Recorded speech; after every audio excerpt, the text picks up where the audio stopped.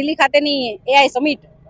અને દુનિયાભરના જ્યાં દેશોના લોકો ત્યાં ઉપસ્થિત હોય અને ખૂબ મોટી કંપનીઓ ભારતમાં સાથે એના એમઓયુ કરવા ઈચ્છતી હોય, ભારતમાં યુવાનો માટે એક આશા જગાડતી એઆઈ સમિટ અને ભારતને એઆઈ હબ બનાવવા મોદી સાહેબનું સપનું છે. આવનારો સમય જ્યારે એઆઈ નો છે ત્યારે આવી જે વાત હતી, જે આવી એઆઈ સમિટ હતી, ત્યાં યુથ કોંગ્રેસ દ્વારા વિરોધ પ્રદર્શન કરવામાં આવ્યો અને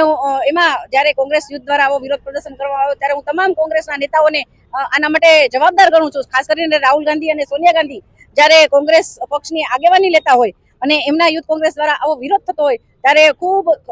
સરળ રીતે આપણે સમજી શકીએ કે આ માનસિકતા છે એ દેશ વિરોધી છે, રાષ્ટ્ર વિરોધી છે. જ્યારે રાષ્ટ્રની વાત હોય અને એના માટેની સમિટ હોય ત્યારે આવો વિરોધ કરીને અને દેશની જે આપણી ગૌરવ છે, દેશની જે છબી છે એ વિદેશો પાસે ખરડાવી પડે અને આવી રીતે કોઈ ભવિષ્યમાં આવી સમિટ થાય તો લોકો ત્યાં આવતા ખચકાય એ રીતનું વર્તન અને એ રીતનો વિરોધ યુથ કોંગ્રેસ દ્વારા કરવામાં આવ્યો. એના માટે જામનગર મહિલા મોરચા દ્વારા આ વિરોધ પ્રદર્શન અહીં ખૂબ મોટી સંખ્યામાં કરવામાં આવ્યું.